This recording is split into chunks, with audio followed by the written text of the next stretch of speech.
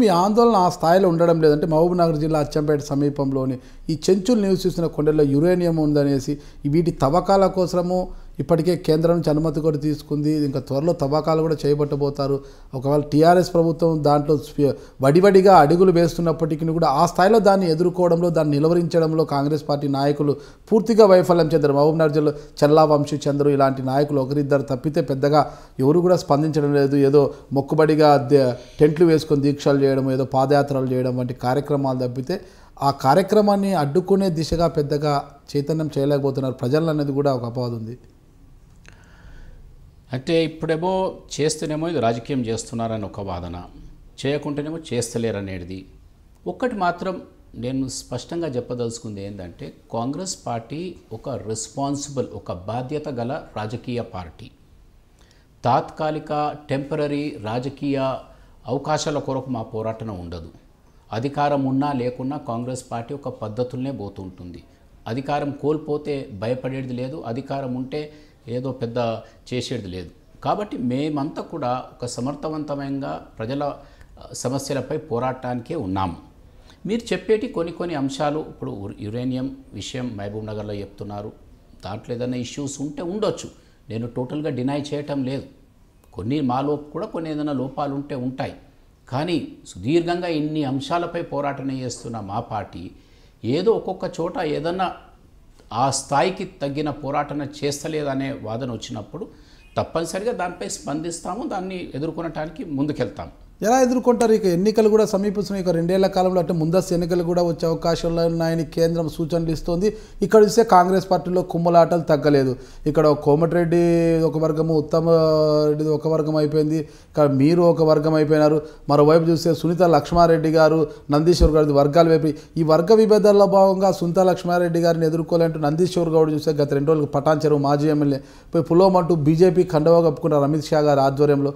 ఇలా ఎవరికి వారు ఇటు బీజేపీ కొంతమంది, అటు టీఆర్ఎస్లో కొంతమంది పోతుంటే ఈ వర్గ విభేదాల వల్ల పూర్తిగా పార్టీ నష్టపోతుంది కదా. అంటే మీరు ఎలా అల్టిమేట్గా విజయం సాధిస్తారు? కాంగ్రెస్ పార్టీలో వ్యక్తులు ఇంపార్టెంట్ కాదు. మీరు గత చరిత్ర వదిలేయండి. ఈ లాస్ట్ 3 ఇయర్స్ రాష్ట్రంలో టీఆర్ఎస్ ప్రభుత్వం వచ్చిన తర్వాత మా పార్టీ నుంచి అనేకమైన పెద్ద నాయకులు వదిలి వెళ్ళారు. కానీ ఈ 3 సంవత్సరాల నుంచి చూస్తూ ఉంటే ప్రతి సంవత్సరాన్ని మీరు ఒక్కసారి పరిశీలిస్తే కాంగ్రెస్ పార్టీ బలం పెరుగుతూ వచ్చాది, కానీ ఎక్కడ తగ్గటం లేదు. దీంతో అర్థం ఏమవుతుంది?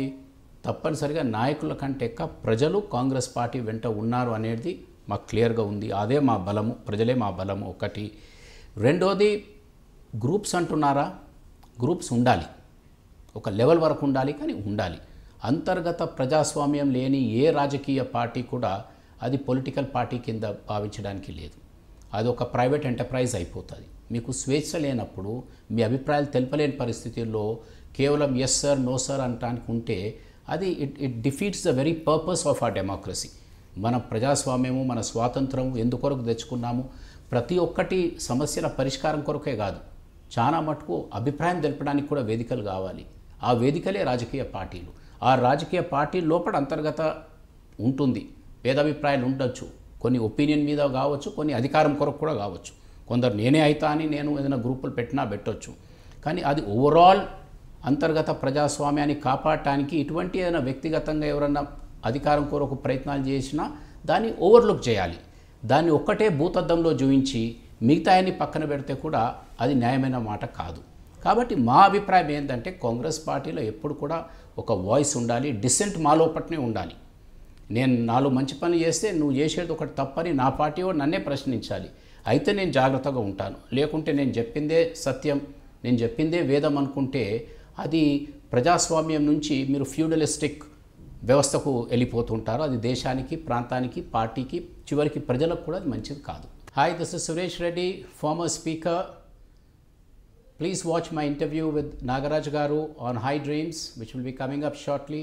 He's thrown a lot of insight into my personality and it's very exciting. Please watch it.